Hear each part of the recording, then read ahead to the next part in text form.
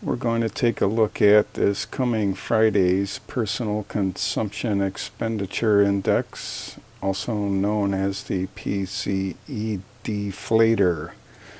So here it is for June 28th, Friday. Wall Street Journal has come up with their estimates, and that's in this column over here on down. And this was last reading here. So personal income is projected to go up. Personal spending is projected to go up a little bit. And that could be inflationary in the long run. Again, these are estimates in this column here. So the PCE index itself, 0.3 last time, is expected to go down, so it will be deflating. They got 0% increase year over year, which is very important, 2.7, and that's a 10th down over last time. Core PCE, 0.2 last time, and it's deflating, 0.1. Core PCE year over year, that's the one the Fed really pays attention to. 2.8 last time, really ticking down 0.2%, 2.6, so I see deflation there. And when there's a deflationary environment that we've been in, it's been slowly ticking down each time. Maybe one or two times it ticked up, but for the most part ticking down. And when it ticks down, that should bode well for small cap 2000, as they're highly leveraged in debt, and there will be less servicing of the debt if the Fed will lower rates, and they should lower rates because inflation is deflating. And that should bode badly for these big fat cap megatechs, not the 100, but the handful that you can count on less than 5 fingers that's running things here, as they are not highly leveraged in long-term debt that just about swamps their market capitalization or their company worth, unlike the small caps. So normally when this pans out, if it pans out and things deflate, then we should see the big fat cap megatechs really take a nosedive, because that means the short-term investments, meaning those big, huge billions and billions of piles of dollars that they have in CDs and T-bills and other marketable securities, will be going down. Their income will be going down. So to me, this whole thing is backwards right now. We'll have to monitor it, but technically backwards.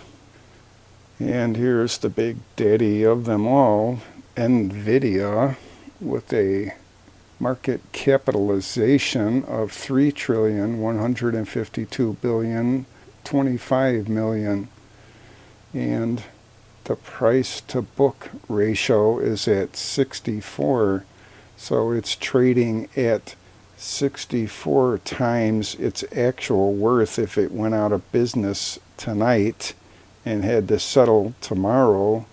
So you would have to take 64 away. And so we're going to divide 64 into 3,152,025,000,000. So 64 divided by 3,152,025,000,000, no 100,000s and no dollars, equals 49,250,390,625. Write that number down.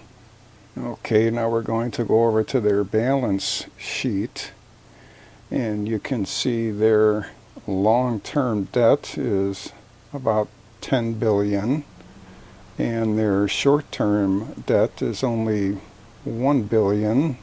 So let's just say 11 billion. And up here with the cash and equivalents, they have 7.5 billion in short-term T-bills and CDs and other marketable equities and securities, short-term investments, so stocks and bonds, probably still short-term other than T-bills and CDs.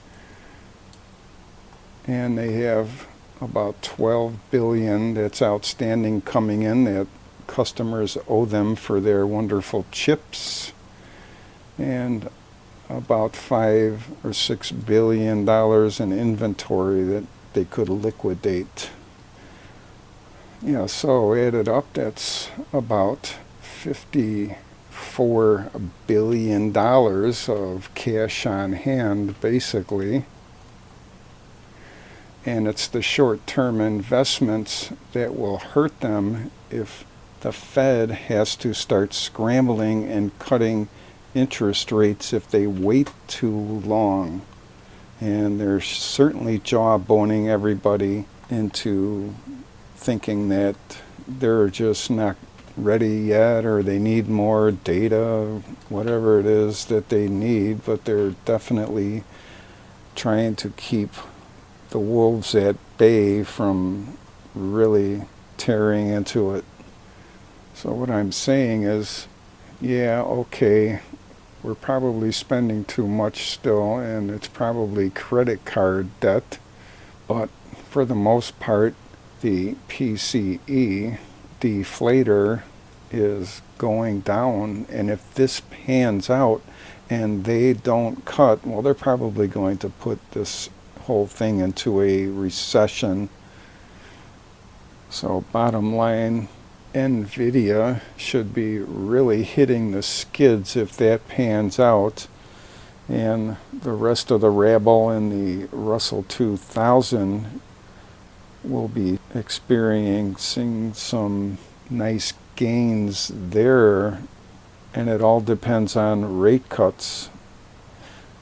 And if the Fed waits for September or even December for one measly cut this year, then they really are risking recession if this pans out over here. And then there'll be interest rate cuts for all the wrong reasons. So they really do need to do one immediately if this pans out here.